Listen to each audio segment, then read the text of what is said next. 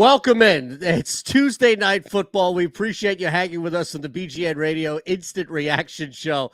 Myself, Jess, Rachel, with you for a little bit here to break down what we saw on a crazy week with a crazy game, with a crazy set of circumstances, couple of wild outlier plays in the first half. The Philadelphia Eagles finally settled down. They show and prove that they're clearly the better team against this man down times 20 Washington squad. But you know what? It was just never meant to be crisp. It was never meant to be clean from the jump, not when they moved the game from Sunday to Tuesday.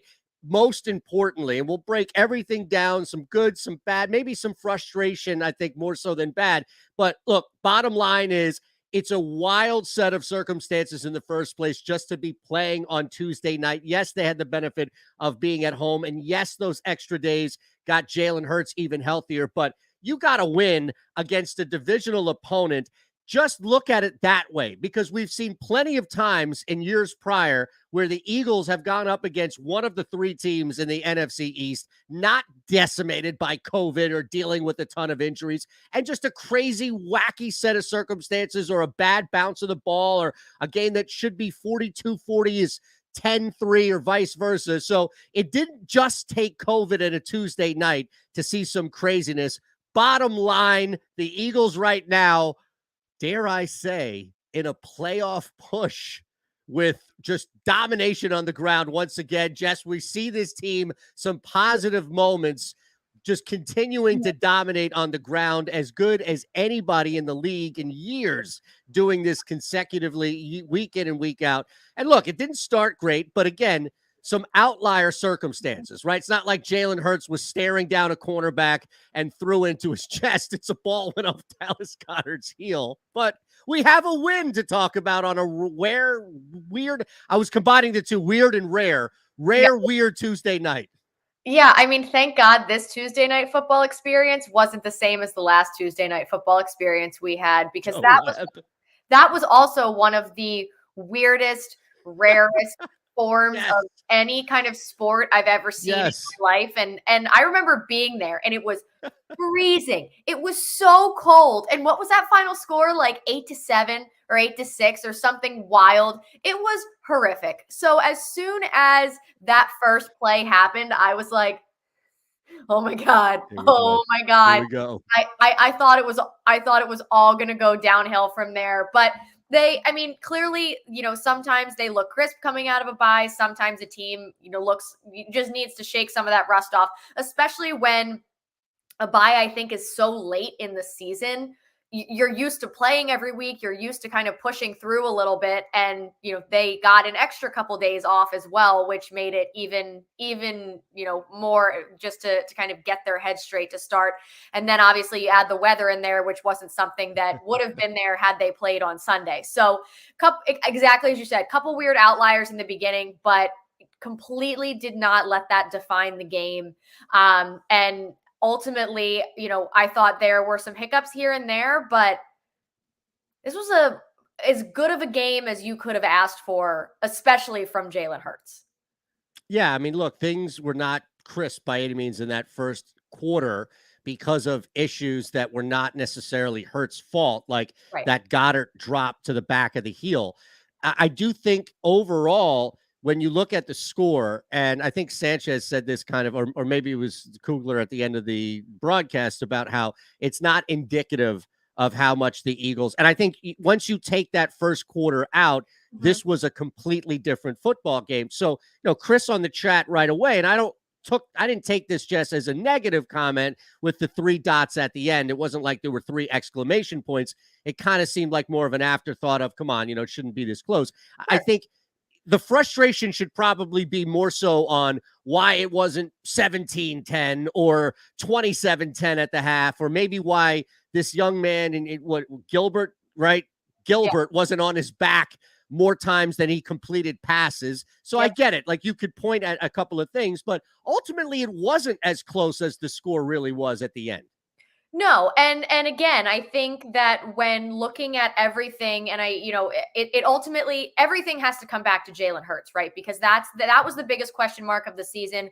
That was sort of what we had to evaluate. We knew there were going to be other issues, but the Jalen Hurts quarterback situation is what needs sort of an answer, between week 1 and week 17. So these are or 18 or however many weeks are in the season this year. We got you. These are the things that, it ultimately comes back to him. And when you're looking at the grand scheme of things, what was left in, the bad taste that was left in your mouth from Jalen Hurts almost a month ago was the horrific game he played against the Giants, right? So then Gardner Minshew comes in. You and I talked about it right after the game. Exact same kind of game plan. 20 for 25. They still, ran the ball 40 times, only threw the ball 25 times. I could have gone 20 for 25 against the New York Jets. Anybody really could have, actually.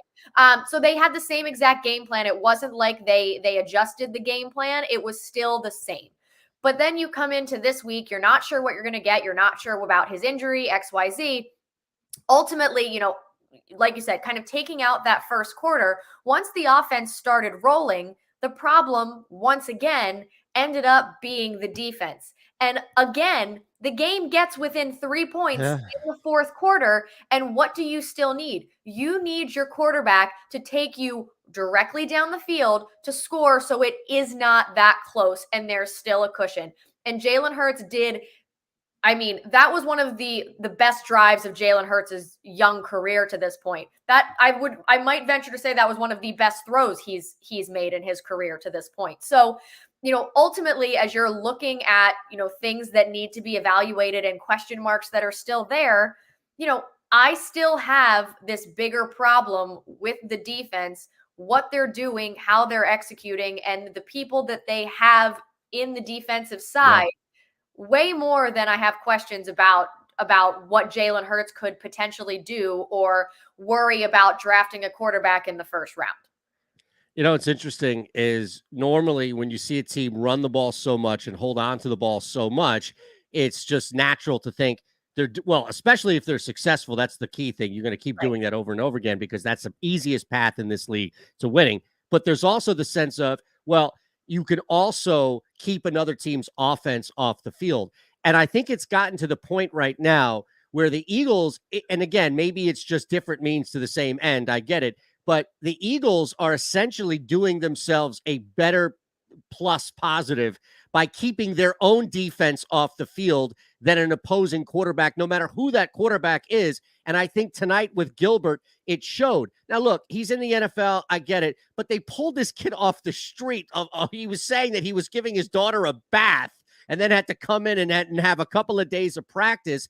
And It didn't look like that scheme was one that would illustrate a team going after a guy who was so fresh. It looked like they were playing a much better quarterback and preparing for a much better quarterback, like Tannehill, or not Tannehill, Heineke, sorry. It looked like they were going out preparing for Heineke as opposed to a third-string quarterback.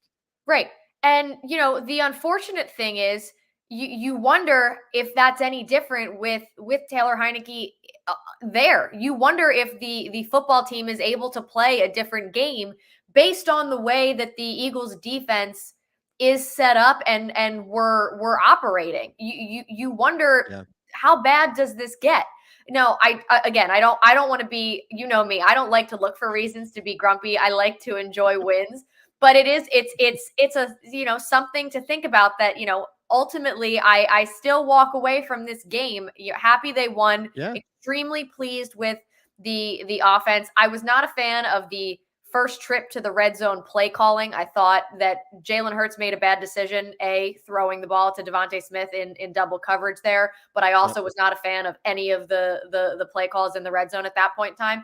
But I thought everything else beyond that, it was a pretty flawless game, in my opinion, from the offense. But I still walk away from that game thinking, wow, they played great. It was a great game from that side of the ball.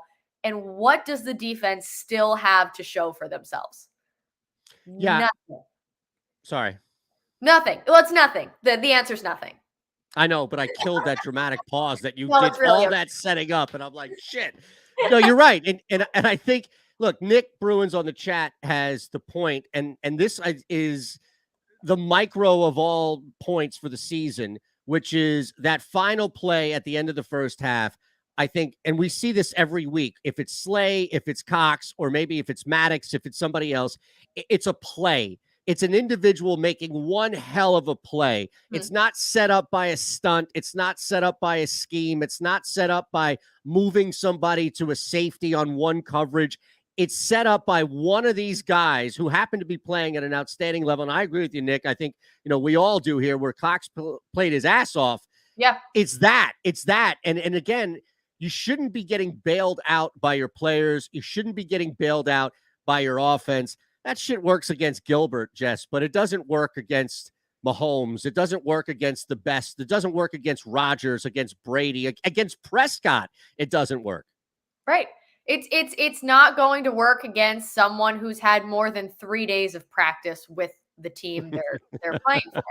I will say, I don't know if you saw, I'll have to retweet it. I'll have to find it. There's a video of Gilbert screaming before he's throwing and getting hit on that one of those last plays. It's so sensational to watch because he's quite literally like screaming in panic as a bunch of men are running at him, and it's when he lets that ball fly on that last play where it goes nowhere. Where it goes nowhere. It's spectacular. But and I think that was the one time though that he actually looked scared. Like, again, you said it, he's in the NFL, but also, you encounter a quarterback that has had literally more than 3 days of practice with a bunch of starters who aren't on a COVID list or aren't on, injury reserve for whatever reason. And that defense does not give you what you need it to. And you're putting then way too much on a young offense who is, has their rhythm, knows what their strengths are, and is finally performing, their game plan and performing it well and executing it week in, week out against whatever team is in front of them. But that's still, I think, putting a lot on that offense when I've said it before, you've said it, you have a defense full of veterans. They're just not doing enough, unfortunately. No, beyond frustrating. Absolutely. I will say, and I see Josh McMahon asking the question, I can only assume Josh had Sanders as an anytime TD bet or maybe a rushing TD bet because the pain I feel by all means. But look, the reality is, and hopefully you saw the graph out there. If you're hanging with us, hit that thumbs up button. Also make sure you're subscribed here to the channel. Sanders, first guy to do this back-to-back since a long time, since Shady, 100 yards. And I think when you look back at the offense, because clearly that's going to be the brightest of tonight, it's so cool to see what we thought should happen. It was almost like they were off track, right? At the start of the year, Sanders was healthy. He was ready to go. But for some reason, the coach didn't want to run the ball and sure as hell didn't want to run him. Sanders gets hurt. And then all of a sudden, it's like epiphany. Let's start running the football. Sanders comes back and we were still, that game or two, we were still kind of concerned, like, how is this going to happen? I think we've seen the culmination of this where it's a crazy 1-2 punch of Hurts and Sanders, which can be as deadly as really what the Ravens were planning on doing before they lost their, 5 guys in the backfield. And I would say even better than the Bills because Sanders is better than both Bills running backs. This is a crazy dynamic, Jess, that not many teams have in the NFL. No. You look at what they had tonight and adding Jordan Howard in there as well. Miles Sanders had 18 carries for 131 yards. Jordan Howard, 15 for 69 yards. Jalen had 8 carries for 38 yards and 2 touchdowns. I mean, Jalen Hurts had over 300 yards total, but they had 200 some on the ground. I can't do math that fast. No, you're right. It was over 200 because it was 131 and 69 for Howard and Sanders alone, not to mention Hurts. Yeah, that's 200. Trust your math. Trust your math here. Oh, I am not good at math. I'm married to a math teacher, so our children never have to know how poor I am at math. It's so wonderful. Smart. I have to rely on my own math for nothing. But yes, so over 200 yards on the ground, and yeah, Sam makes a good point here as well. Broke Vic's record for single season rushing touchdowns for an Eagles quarterback, and there's still a lot of games left. So, he's doing some amazing things right now, and the two of them together it really is an awesome and potentially scary duo, and especially behind a, when healthy offensive line. And I thought tonight, Sua Peta had the one penalty. Jordan Mailata had two pretty uncharacteristic penalties. But again, after the first quarter, I don't know if they trickled into the second quarter at all, but really after that first half, that offensive line pulled it together, and they were sensational. Their blocks out in front, Jason Kelce flying downfield, Lane Johnson flying downfield. They were just, when you put those things together, they can play with anybody. It's just a matter of, can they stop anybody? Right. And it goes back to, I think, where we become eternally frustrated, because we know, all of us, and, I see my guy Andale B on there talking about, making the playoffs, and it would be Gannon's fault 100% if in fact they lose. And we all are waiting for that. And I think that's what this stretch, it's weird, because I don't think we're waiting for this other shoe to fall in the proverbial sense. I think it's just, we've seen this team, even in that Giants loss, we've seen this defense take advantage of worse situation. Mike Glennon, like the fact that the Jets offense is atrocious, even though they had that little stretch in that game. Same thing here. They get outlier plays in the first quarter. They get 10 points, off 2 turnovers. But in the back of our mind, and it's creeping to the middle point until we actually get there against Dallas, that you're not going to get away with this against better teams. So it's hard to just, for me at least, Jess, it's hard for me to ignore it. It's hard for me to look at this tonight and say, hey, you know what? They gave up 17 points. Nobody really ran the ball against them. Guys made plays. Come on. Yeah, but at the same time, I know that at some point they're going to play against a better team, and the stuff we've talked about week in and week out, much like in the beginning of the season where they didn't run and then they started to run, it's going to happen with the defense. Why? Right. Why are we sitting here saying, 17 points by some man named Gilbert is acceptable? Why are we satisfied with that? I know that 17 points typically is absolutely, more than fine to win you a football game. But again, when this man has literally had 2.5 days of practice with the team and he still puts 17 points up on you, that's an issue. It's an issue, because there were times when, you could see when they went soft, and it's infuriating to watch it happen, because it happens week in, week out. Doesn't matter who they're playing. When you're playing a team that is completely decimated, or a team that is as bad as the Jets, I don't understand. Like, this isn't high school. This isn't middle school. We're not playing like Pop Warner Pee Wee football out here, where you have to like be nice to everybody all the time, and you have to like think about the other team's feelings. That's not. This is the NFL. This is the highest level of football in the entire world. This is a bunch of grown men that should go out there and beat the shit out of other grown men and not feel bad about it. So why are we going out there playing soft against a decimated team? Like, do you want them to score points to feel good about themselves? No. Go out there and freaking stop them. And then stop them again. And then stop them again. And when you know what they're going to have to do to try to come back against you, make it worse. That's what the Eagles did in 2017. A lot. And it was fun. We had a good time in 2017. If anybody remembers, that was a fun year. We had a really good time from start to finish. So let's do things like that again, because this sitting here watching stupid mistakes left and right and letting some guy who was sitting on his couch a week ago come in and just look like a starting NFL quarterback is not acceptable at this point. It's just not. Yeah. That's the thing, though, is I think the operative term that you just used is looked like a starting quarterback, right? He didn't dominate tonight. I don't think that either one of us are saying that he did, but it's the fact that there was a threat up until that final really couple of throws, really last throw.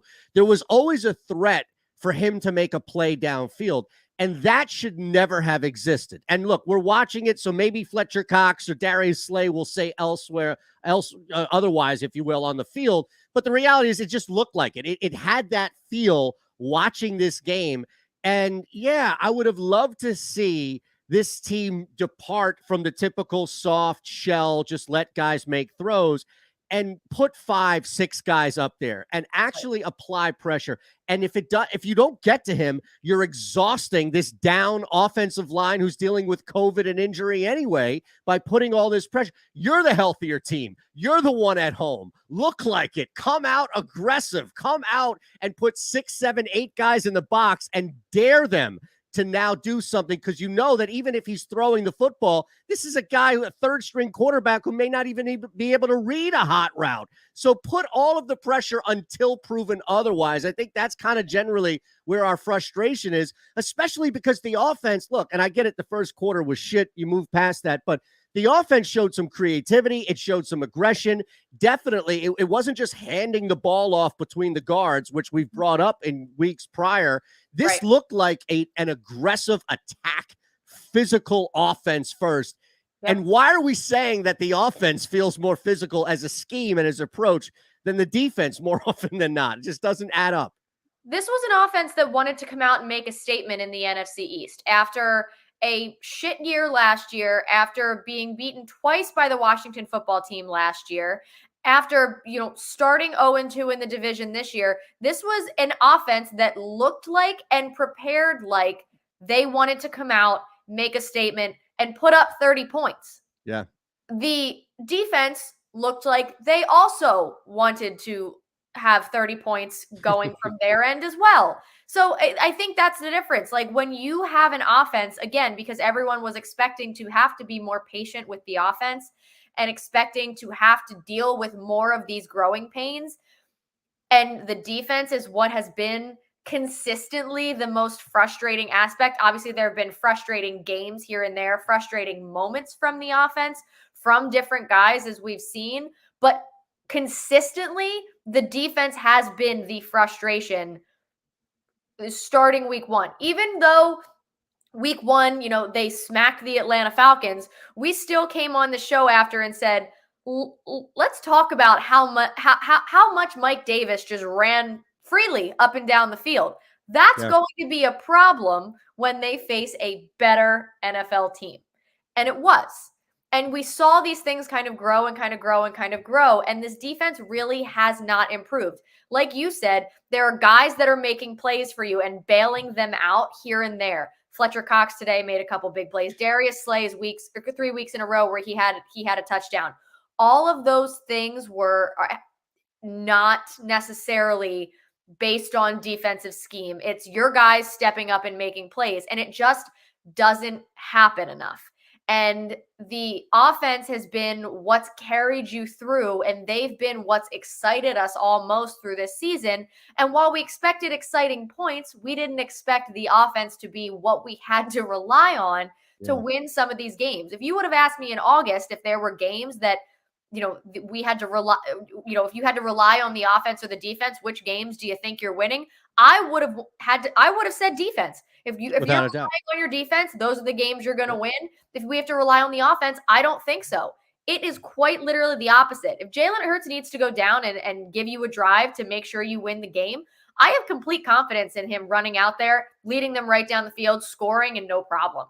That doesn't concern me at all. When the defense has to come back out there and make a stop to win the game, that concerns me. That's the problem. Yeah.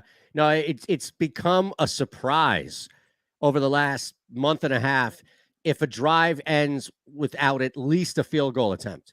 And it usually takes something crazy, like a drop or a ridiculous holding call, or every now and again the ball goes off somebody's heel and it gets intercepted, like, ridiculous stuff. But it's feeling like the confidence that I have each and every time they have the ball. Meanwhile, I just don't know what. It's a grab bag. Defense is just like, okay, the old thing where you reach your hand and you see, you don't know what the hell you're going to get. You might get the prize. You might get bit. Like, you don't know what you're going to get.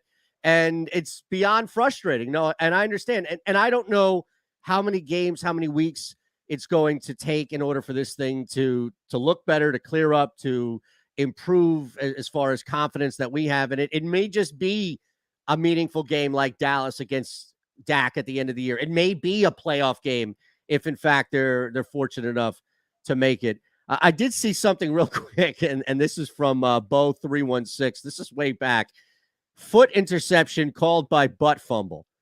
That's funny. The odds of that happening, right?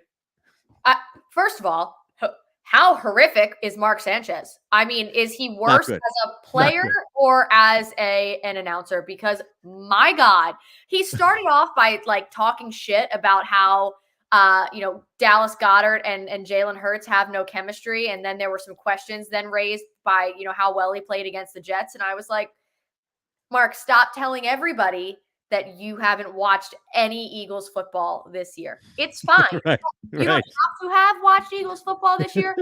Stop telling everybody. Then he started bringing up Chip Kelly, and I was like, if you don't F right off and shut your mouth, like, oh my God. Right. Oh my God.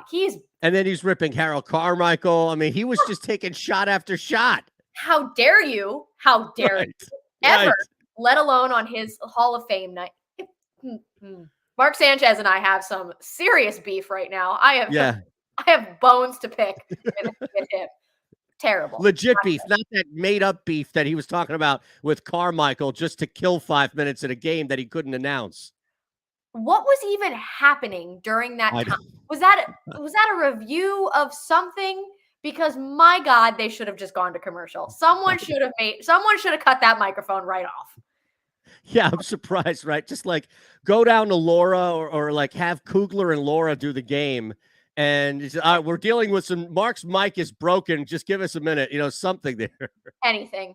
I didn't realize he was. Did you know this? And shame on me for not knowing this, but I didn't know he was doing games. Yeah. Because I just think, like, based on watching Red Zone here and there, there have been a couple where he's popped up left and right. Oh my goodness. But I don't think I've actually sat through like if the Eagles aren't playing or if it's not a national game like Sunday or Thursday or Monday, I'm not watching one specific game through. Usually it's Red Zone on.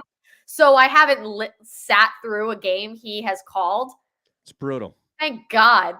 That was torturous. That almost ruined my Christmas. If that combined with a potential Eagles loss, that would have ruined my Christmas. We would have canceled. Yes, because you know why? You would have been hyper-focused on all the shit that was coming out of Sanchez's mouth if they had lost that game. And you'd be like, see? And on top of all that, he was bringing up Chip Kelly. What the? Oh, I would have lost it. My husband already gives me so much shit because the things that come out, I have nothing positive to say about anyone at any point in time. Like we're sitting there and I'm like, he has the ugliest hair in the NFL. And he's like, you have nothing nice to say ever. And when things are going poorly for the Philadelphia team, it just gets worse. So that would have been a whole horrific situation if Mark Sanchez was driving me nuts, plus the Eagles lost. Bad times. Very bad times. Yeah. Nobody's going to fault you. I'm not personally going to fault you for the Sanchez disdain. It's hate. It's disdain. It's just everything balled up. Now, you knew this was going to come here at some point. Tony on the chat, did we talk about Reagor yet? We did not talk about Jalen Reagor and his one play yet. So shame on us for not bringing up Jalen Reagor and his one. It was a big one. It was great. No, two. He had two plays. Okay, shame on me. He had a big catch, and then he had that huge play at the end of the game. Still not sure why he's back there returning, but that's a different story. He at least showed up. I tell you, if Gilbert looked like a quarterback tonight, then Reagor at least looked like for 2 plays a wide receiver tonight. Yeah, I think they need to try something else at returning punts. He just Gainwell? Anyone. He just makes every wrong decision. And you can see it. You watch it unfold. It's really, I mean, it's like watching a toddler try to play Madden. It's like they don't know what they're doing. They're just hitting buttons and hoping that the person goes forward and eventually they break through for a touchdown. And that's what Jalen Reagor on punt returns is. I want him to do well so bad. It's just not going to happen, though. If he was drafted in the 2nd round, we wouldn't be having this conversation. Right. It's only because of the Justin Jefferson thing that is going to haunt us until the end of time. It's so sad to watch. But here's the thing.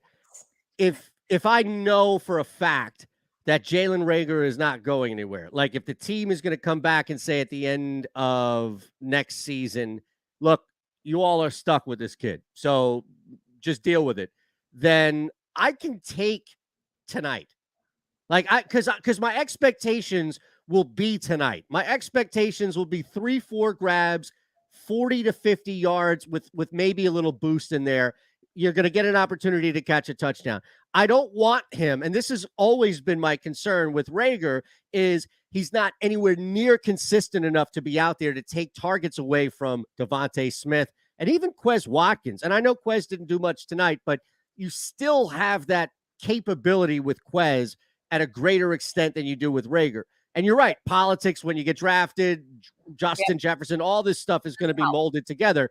But I could, if I know, like if I don't have my way back to being a toddler and I'm told, shut up, this is what's going to happen here, then I can take tonight because he's a 3-4 wide receiver at best. But if they continue to try and jam him like we saw in that Giants game, we saw elsewhere, that's where I'll have a major problem. He's not a 1-2 wide receiver on any football team. Right. And I think that, everything that we've been told up to this point was his speed, his speed, his speed. When they actually utilize that, that's where his strength is. And you see what he can kind of do in that open space. And you're right. He's not the guy that you can rely on, unfortunately. And maybe he'll surprise us and have a season where he does break out a little bit better and he does become reliable. I mean, if Nelson Agholor can do it for a season, anybody can. Nelson Agholor was the most reliable receiver in 2017, and he led the team in yards. And he was other than Corey Clement, I think he was the second leading receiver in the Super Bowl. Corey Clement was 1, and Nelson Agholor was 2. And Nelson Agholor had 2 really big 3rd and 4th down catches that allowed them to win the Super Bowl, and then, went right back to doing his Nelson Agholor things right after. And I think that, so never say never. I'm not going to not hold out hope, but I'm hopeful that he can be more involved. And because I think he had the potential to be a first-round kind of talent, not a Justin Jefferson first-round talent, but a first-round wide receiver talent nonetheless. And I just think that, he needs to, what he did tonight was great. And I just hope he can build on that. I just think the frustration with him has mounted so far that, he has these 2 plays and it's like, oh, congratulations. Thank you. But, you want him to continue to grow. You have to understand that he's still young. He's been frustrating. The drops have been frustrating. The politics of it, as you said, plays into it a lot. He had a good game tonight. He was really helpful for them tonight. That big play at the end obviously was huge. So I hope that they continue to incorporate those types of plays into their game plan for him to maybe get him the confidence that he needs, going forward. Yeah, and look, Tony, he has a good game, you rip him. Bad game, you rip him. Good game for Hurts, praise him. Hurts is a bad game, you praise him. I don't think it's that cut and dry. I think over the 14 games they've played, I'd argue that Jalen Hurts has had 3 games you could classify as good. So the issue has always been, why is somebody who is so inconsistent continuing to be out there? And the Giants game is where it all culminates, where he's out the same amount of targets as both Smith and Goddard combined. So that is where I'll say and correct me if I'm wrong, Jess, Rachel as well. We'll get some tweets up here with Rachel. But I think that's where the majority of our frustration has always stemmed from, which is not that he's on the team, not that he's out there, but if he's vulturing targets away from other guys, if he's consistently playing snaps above Watkins, who may be able to play a little more consistent, or Devontae Smith or Dallas Goedert at the tight end spot. So that's where the frustration has always stemmed. And even tonight, it's very compact. 3 quick targets, 3 grabs, you get those yards, and then that's it. But that's his good game. That's really a ceiling that we've seen so far for him as a good game. And we only saw that 3 times really this year, Jess. Right. And I think, the other thing is, this is now a second season yeah, I know that Jalen Reagor had some injury issues last year. He broke his hand or something in there, broke his thumb, and was out for 5 or 6 games.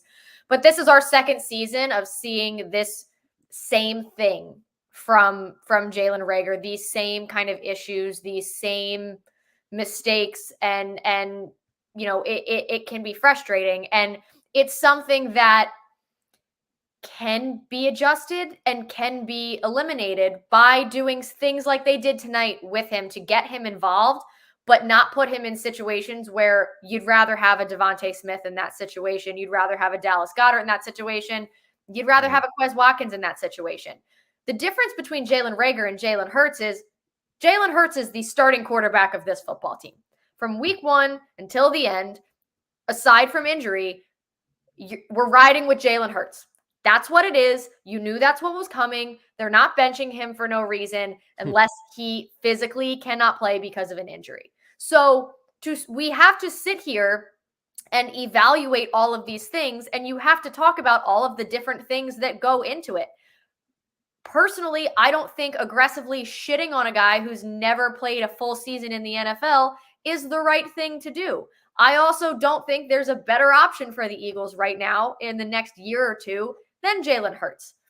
I think it's dumb to not give him the room to grow. I think it's dumb to not give him the benefit of the doubt. We have tried several times to give Jalen Reagor the benefit of the doubt, and unfortunately, he's continuously let us down.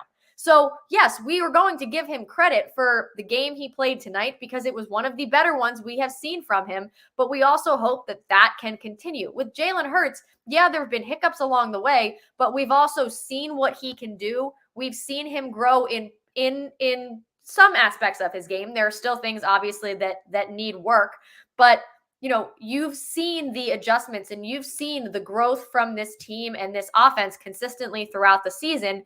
We still haven't seen that from Jalen Reagor in almost now 2 full years. Now, could that be part of the issue is utilization? Absolutely. But there are things like footballs hitting you directly in the hands that then bounce off your face that are really, really difficult to just ignore. Yeah, very true. It's a very difficult point to argue when we've seen so many of those things play out in front of us, and we're left looking at like what the hell just happened here? Right. But look, they win the game tonight, and Reagor was definitely part of it. 2 of those 3 grabs were gigantic as far as in momentum of it. And just like Greg Ward's catch at the end with that throw from Hurts, guys were stepping up with more of a limited opportunity than we saw Dallas Goedert, who was just a monster when it came to receptions and volume. I am curious, and I think a lot of this is going to be positive, I would imagine, right? With Rachel's doing a fantastic job putting up all your comments on there, everything that we're talking about as you type them, post them, she's putting them up, and also looking at Twitter as well. So I imagine it's going to be mostly positive. But then again, like I've been wrong every week. This is like a running bit here where I'm thinking, well, it's got to be all positive now, and somebody finds something. I can see people being frustrated with Gilbert. I want to call him Garrett, but is it Garrett Gilbert? Is that why I want to call him Garrett? I think that is his name. I just like Gilbert is much more fun. Me too. And for some reason, I wanted to call Gilbert Garrett, not Garrett Gilbert. That's why I got caught up in it. That'll do. Outside of that, I would imagine that the majority of tweets would be positive with Hurts and the offense, right? For the most part. There's most people seem like they're not really surprised. It was kind of just like, we expected this. Like, this is what we needed. I'm not seeing a lot of drastically negative. I'm not seeing overly excited. It's kind of just like, we got the job done. That's what I'm seeing a lot of. Knock the rust off. I mean, we had a decently long break. So to see them coming with that like slow start, it just kind of looked like, they haven't played in a while. And then they settled in. So that was nice to see.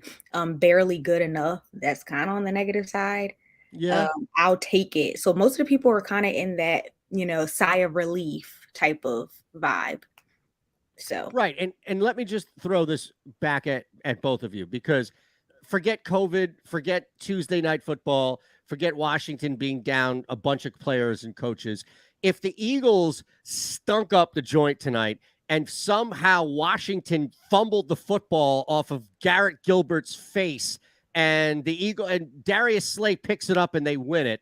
99 things went wrong except for that last thing. We're still feeling okay, at least that they get the win. Like, we're still talking about them being 500. They beat a division team.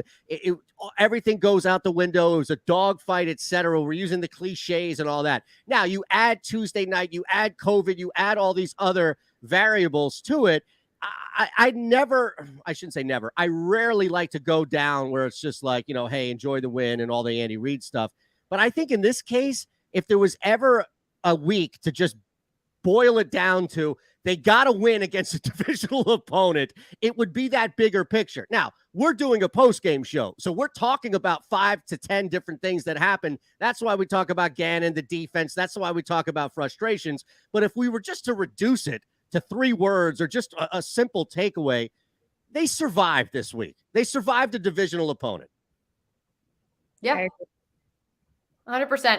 They survive a divisional opponent, and my feeling since this game was moved to Tuesday now was, okay, let's get this one out of the way, and then they have to go play another game in less than a week. And that's sort of, I think, probably in the back of some people's heads too, which is why this is one of those things that, you kind of wish that the defense did a little bit better of a job in, the earlier parts of the game, so that maybe some of them could rest a little towards the end, right? Like you wish that could have been sort of how we ended this game, the last 10 minutes or so, that you didn't really need your starters out there, so everyone could just not get hit those extra couple times and start to get there, which is what, they like, kind of going back to what we said in the beginning, they should have just crushed this team.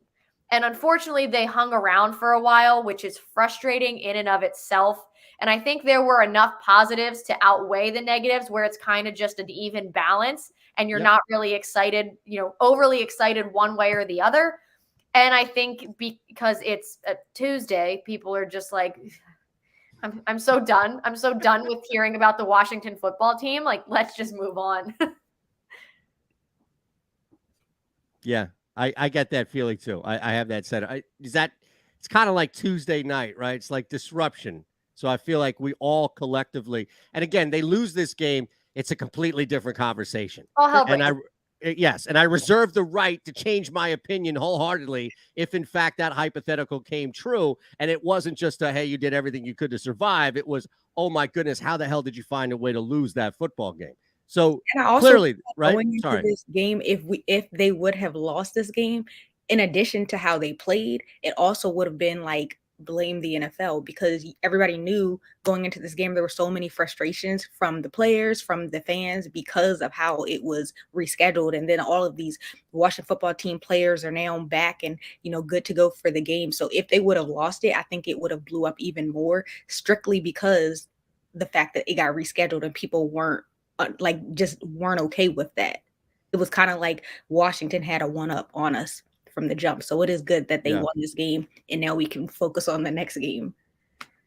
I will also say, just on a COVID point, I am so glad and hope that this continues, that Ron Rivera is staying clear of it and is okay through this whole ridiculousness of his players, his unvaccinated players, unfortunately bringing this in and them having this outbreak. I'm very glad that he is doing okay, especially as it went through the coaches' rooms too and stuff. Absolutely, I'm so glad he's doing all right.